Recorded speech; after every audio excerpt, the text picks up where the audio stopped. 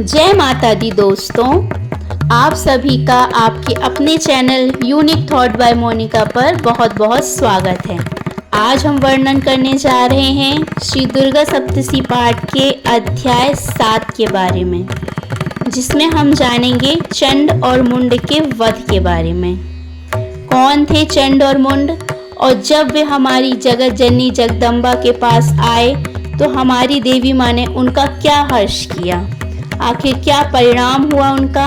आज हम इस बारे में यही चर्चा करने जा रहे हैं। अगर आप भी उत्सुक हैं इस बारे में जानने के लिए तो मेरे वीडियो के अंत तक बने रहिए। दुर्गा सप्तशती पाठ के अध्याय 6 में हमने ये जाना कि किस प्रकार से हमारी माँ जगत जननी जगदम्बा ने धूम्रलोचन नामक राक्षस का क्षण भर में विनाश कर डाला। यह बात जब दैत्यराज को पता चलती है तो उसे बड़ा क्रोध आता है।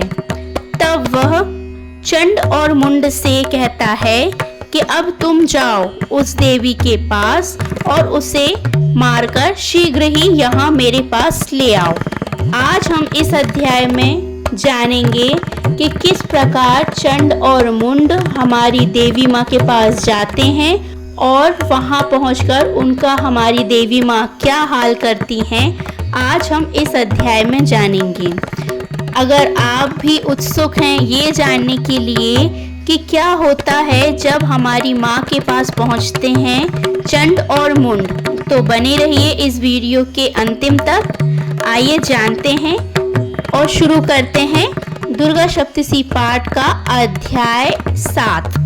मैं मातंडी देवी का ध्यान करती हूँ। वे रत्नमय सिंहासन पर बैठकर पढ़ते हुए तोते का मधुर शब्द सुन रही हैं। उनके शरीर का वर्ण श्याम है। वे अपना एक पैर कमल पर रखे हुए हैं और मस्तक पर अर्धचंद्र धारण करती हैं तथा कलहार पुष्पों की माला धारण किए वीणा बजाती हैं। उनके अंग में कसी हुई चोली शोभा पा रही है। वे लाल रंग की साड़ी पहने हाथ में शंखमय पात्र लिए हुए हैं। उनके बदन पर मधु का हल्का हल्का प्रभाव जान पड़ता है और ललाट में बेंदी शोभा दे रही है। आइए आगे का वर्णन जानते हैं। इससे पहले अगर आप मेरे चैनल पर पहली बार आए हैं तो इसे सब्सक्राइब कर लीजिए और बेल आइकन को हिट करना ना भूलिए ताकि मेरी सारी अपडेट्स आप तक सबसे पहले पहुंचें। और अगर आपको मेरा ये वीडियो पसंद आता है तो इसे लाइक कीजिए, अपने दोस्तों के साथ शेयर कीजिए और कमेंट सेक्शन में जय माता दी लिखना ना भूलिए। तो आइए शुरू करते हैं हमारा आज का अध्याय दुर्गा सप्तशती पाठ का अध्याय 7। तदनंतर शुंभ की आज्ञा पाकर वे चंड मुंड आदि दैत्य चतुरंगी सेना के साथ अस्त्र शस्त्रों से सुसज्जित हो चल दिए। फिर गिरिराज हिमालय के सुवर्णमय ऊंचे शिखर पर पहुंचकर उन्होंने सिंह पर बैठी देवी को देखा। वे मंद मंद मुस्कुरा रही थीं। उन्हें देखकर दैत्य लोग तत्परता से पकड़ने का उद्योग करने लगे।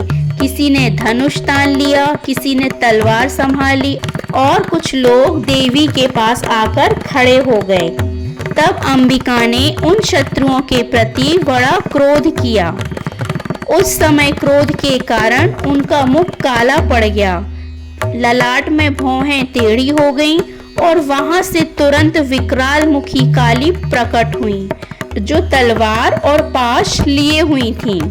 वे विचित्र खड़गवार धारण किए और चीते के चर्म की साड़ी पहने नर मुंडों की माला से विभूषित थी। उनके शरीर का मांस सूख गया था, केवल हड्डियों का ढांचा था जिससे वे अत्यंत भयंकर जान पड़ती थीं। उनका मुख बहुत विशाल था। जीभ लपलपाने के कारण वे और भी डरावनी प्रतीत हो रही थीं। उनकी आंखें भीतर को घसी हुई और कुछ लाल थीं। वे अपनी भयंकर गर्जना से संपूर्ण दिशाओं को गुंजा रही थीं। बड़े बड़े दैत्यों का वध करती हुई वे कालिका देवी बड़े वेग से दैत्यों की उस सेना पर टूट पड़ी और उन सबको भक्षण करने लगी।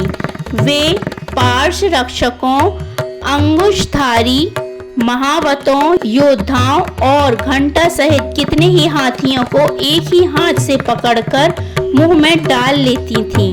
इसी प्रकार घोड़े, रथ और सारथी के साथ रथी सैनिकों को मुंह में डालकर वे उन्हें बड़े भयानक रूप से चबा डालती थीं।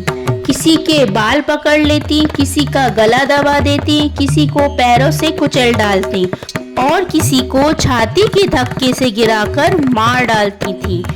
वे असुरों के छोड़े हुए बड़े बड़े अस्त्र शस्त्र मुंह से पकड़ लेती और रोष में भरकर उनको दांतों से पीस डालती थीं।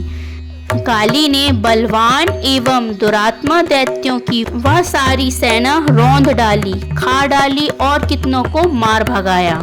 कोई तलवार के घाट उतारे गए, कोई खड्गवार से पीटे गए और कितनों ही असुर दांतों के अग्रभाव से कुचले जाने पर मृत्यु को प्राप्त हो गए। इस प्रकार देवी ने असुरों की उस भारी सेना को क्षण भर में मार गिराया। यह देख चंड उन अत्यंत भयानक काली देवी की ओर दौड़ा तथा महादैत्य मुंड ने भी अत्यंत भयंकर बाणों की वर्षा से तथा हजारों बाण चलाए।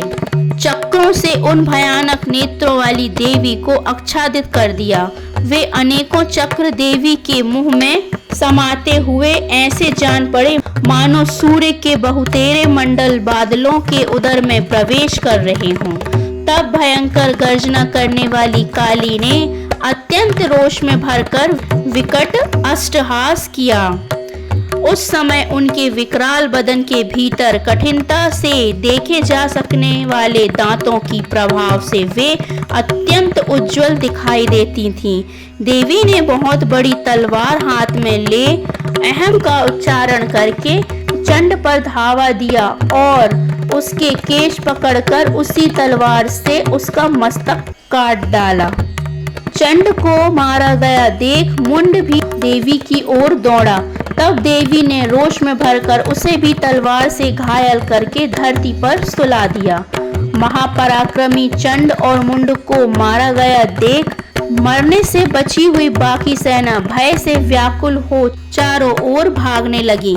तदनंतर काली ने चंड और मुंड का मस्तक हाथ में ले चंडिका के पास जाकर प्रचंड अट्टहास करते हुए कहा, देवी, मैंने चंड और मुंड नामक इन दोनों महापशुओं को तुम्हें भेंट किया है।